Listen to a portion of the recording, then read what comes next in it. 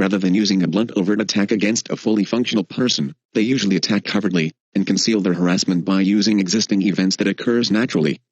There is usually cover for the harassment as well.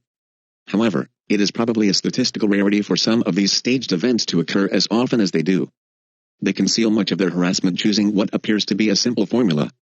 From what I've learned, the basic formula is as follows. Frequency describes how often an event occurs. It also pertains to the number of acts within a single event. Duration pertains to the length of a single event.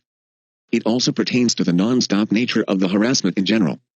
Intensity, the amplification of acts such as sound, sight, crowding, etc. within an event. A hypothetical example of a car door slamming event would include this: one neighbor arrives and two others leave. As they're tending to their vehicles, there is the repeated opening and shutting doors and trunks, alarms going off, and beeping from alarms being turned on. These disturbances emanate from areas surrounding your house. This may happen simultaneously, or they may be strung together, one right after the other. Synopsis. The event lasted for 5 minutes. Longer than normal duration. In addition to length of the event being extended, the number of times each act occurred within the event was increased frequency. X multiple, repeated doors, trunk slamming from cars, even if a single individual is at the vehicle. This event also happens many times throughout the day. Frequency. Each individual act of door trunk shutting is amplified by deliberate slamming to produce a louder than normal noise intensity. The event was louder, contained more activity acts, and lasted longer than normal to produce a covert attack. Even if a single individual is arriving leaving, standard practice seems to be multiple slams: trunk, back door, driver's door. This may be synchronized with your activity, such as your arrival or departure. The event may also be a part of a noise campaign consisting of an alteration of other types of noise. This basic formula is used with many of the tactics outlined in this chapter. The frequency and duration formula is also used in mobbing. In addition to the overuse of an individual tactic, these tactics are combined and used in a round-the-clock fashion, which amplifies their overall potency. Basic protocol. There is a basic protocol that they begin with which is consistent in all NATO nations. It begins with the surveillance of targets, monitoring of their private lives, and entry into their homes break-ins. This is done so their personality traits can be catalogued. There is a basic protocol that the perpetrators begin with, states MC Kinney, but the TI targeted individual contributes to the modification. After they are singled out for preliminary stages of harassment, gang stalking ensues, which MC Kinney describes as part of a softening up process. After a period of overt surveillance, gang stalking, NLW are introduced. The NLW harassment gradually increases to extreme conditions. This pattern has unfolded consistently in all NATO countries. Dr. Munzert speaks of basically the same pattern, which he describes as a double-folded strategy. It is usually the same procedure, he announced, but with individual variations. One part includes the victims being attacked with microwave weapons, and the other part of the strategy, he says, is to portray the targeted people as mad insane. He explained the effectiveness of this approach as unbeatable, and reveals that this is essentially what the Stasi did to their targets. Part of this protocol appears to include elements of neurolinguistic programming (NLP), which is a type of mind control used by behaviorists to affect change. NLP will be covered in more detail shortly. Some of the tactics below have been called street theater, harassment skits, or staged events. They are planned harassment skits, such as blocking or swarming. They also include informants who surround targets and have conversations intended to be overheard, which contain information about the target's personal life. Presumably, citizen informants are told that this is necessary to let targeted people know they're being watched. This may happen in any public place. This is not a complete list of tactics, but it includes some of the more common ones reported.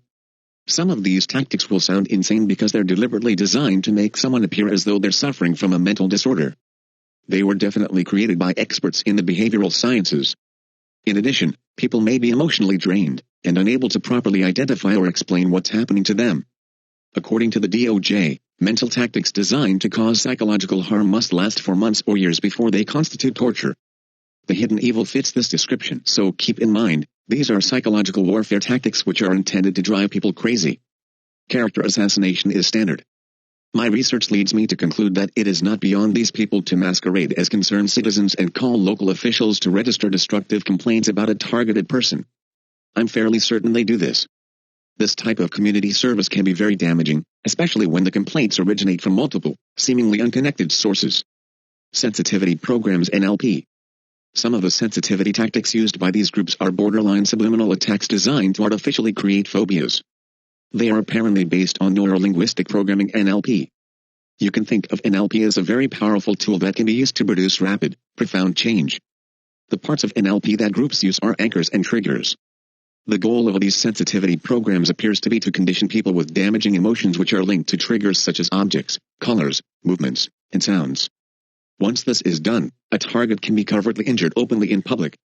This may happen with or without the target's conscious awareness. As I'll demonstrate, this is brutally violent. To triggers a physiological state is called an anchor in NLP, stated O'Connor and Seymour in their book, Introducing NLP. They ask, how are anchors created? First, by repetition. Secondly, and much more important, anchors can be set in a single instance if the emotion is strong and the timing is right. This process of creating anchors has also been called emotional transference. We are unconsciously creating anchors in our environment all the time with people, music, places, and objects. These stalking groups are obviously led by people knowledgeable in the behavioral sciences. The groups are used to create negative emotional states in targeted people, such as fear and anxiety, and anchor them to common objects. This is the deliberate creation of a phobia. O'Connor and Seymour declare an external stimulus can trigger a very powerful negative state. This is the realm of phobias, they warn. This is nothing less than using violence to create an injury and then deliberately irritating it. Targets are constantly monitored, and if a target responds emotionally to a particular trigger, that will be built into the protocol, says M.C. Kinney. According to an article called Non-Lethality, which appeared in June 1993 issue of Lobster magazine, in the early 1980s, Dr. John Alexander taught NLP to selected general officers and senior executive service members as a set of techniques to modify behavior patterns. Some of the references used in this article were taken from Dr. Alexander's book, The Warrior's Edge, which was co-authored by Janet Morris, who, according to the article, was a student of the Silva course in Advanced Mind Control.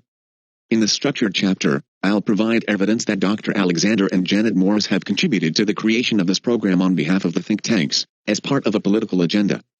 In their book, Dr. Alexander and Janet Morris wrote, in 1983, the NLP training group, along with John Alexander, was engaged to teach these skills to several members of Congress, including Al Gore and Tom Downey, under the auspices of Congressmen Clearinghouse on the Future, a bipartisan activity established to provide information to congressmen when they request it. He continued, one organization that played a major role in the dissemination of NLP skills was the U.S. Army Intelligence and Security Command INSCOM. Unlike the rest of the U.S. Army, INSCOM does not differentiate between wartime and peacetime roles. Anchoring, stated Morris and Alexander, is based on the neurophysiological assumption that patterns of behavior can be installed, then reactivated whenever a similar situation is encountered or created. Knowing this, you can intentionally install anchors to return your target to specific emotional states. The first step is to create the desired emotional state in the individual. There has been some concern in the mental health field over the potential misuse of NLP. Unfortunately, like other tools, such as guns, they can be misused in the wrong hands. Andreas and Faulkner warned of the possible uses and misuses of this technology, in their book, NLP the New Technology of Achievement. They wrote, we recognize the incredible power of NLP and recommend you exercise caution. The deliberate infliction of emotional pain is an act of violence. The use of NLP in this manner is similar to a physical attack such as a punch or kick, only it leaves no visible injury. Here's an example of how groups use NLP to make you aware that you're being stalked. One morning you're walking out to your car and a man walks in front of you, stares directly at you in a hostile manner while repeatedly clicking his pen the whole time. You feel a little uneasy and say to yourself, boy, that was weird. What was his problem? Then 2 hours later you're leaving a shopping mall on a day that it was not particularly crowded. As you walk out to your car, an old lady approaches you on foot. As she almost collides with you, she locks her eyes onto you with a hostile demeanor, while clicking a pen the whole time. Then maybe you tell yourself something like this. There couldn't be a relation between those events, probably just a coincidence.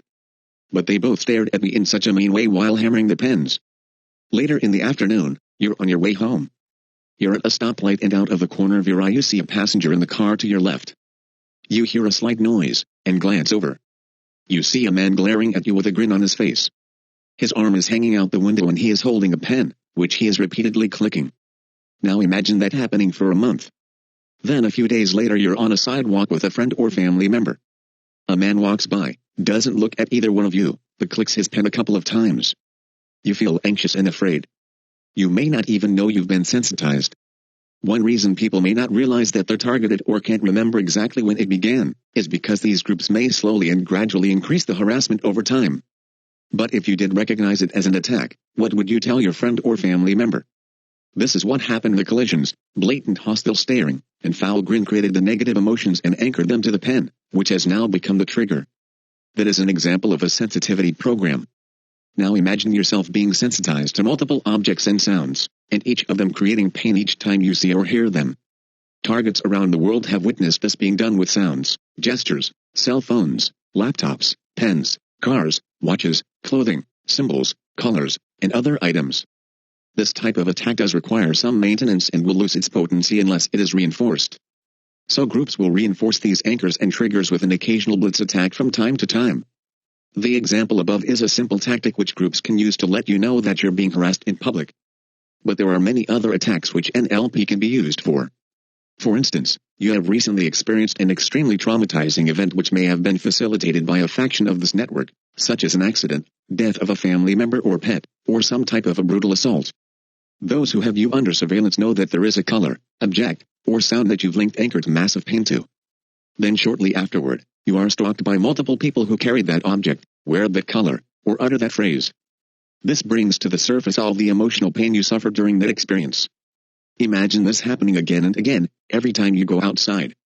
Now think what it would be like if your family and friends started to participate. Groups will take an object you've been sensitized to and link it to another object. The idea appears to be to keep expanding the amount of objects you associate fear, anxiety, anger, or shame with. For instance, one of your neighbors has made it clear that they're participating in the harassment. Now, you know they're participating, and they know you know. So they may try to sensitize you to another stimulus such as a car alarm. Because you've already associated them with massive pain, they can extend their harassment to a sound by turning their car alarm on off in rapid succession over a short period of time, multiple times throughout the day. After they've done this for a couple of days and you've been sensitized to the sound, they can reduce their use of the specific tactic and just use the occasional maintenance sounds to inflict pain. Now instead of repeatedly turning it on off 10 times, they only do it 2 or 3 times in a row, just to let you know you're being attacked. Even though it's only done a couple times in a row, you know why they're doing it and you may feel anger, fear, anxiety or other negative emotions. You may also feel frustrated at the prospect of trying to explain this harassment to another individual. Anyone else observing this might think it's a little strange that someone would turn their alarm on off a few times, but they'd probably write it off as an isolated strange incident. But because they have not had your experience with that sound, and are not aware that it is a small part of a much larger harassment program, it would be difficult to explain that those beeps were attacks. In NLP, the process of copying an emotional state from an existing trigger to a new trigger is called chaining. O'Connor and Seymour state, anchors can be chained so that one leads to another. Each anchor provides a link on the chain and triggers the next one, just as the electrical impulse flows from nerve to nerve in our body. After a person has been sensitized to a color or object, the article can become a unification symbol for the group, much like a uniform. For instance, after a person has been sensitized to the color red, she is surrounded by people wearing red cloths in public. Furthermore, this is an adaptable uniform because it can be changed in less than 5 minutes. If a person who realizes that they're being gang-stalked has been sensitized to red, then the organizers of these groups can simply have them blitzed by a horde of citizens wearing the color blue. The harassment has now been chained to this color. Most likely, these uniforms also help promote group cohesiveness, and may foster feelings of empowerment among stalkers.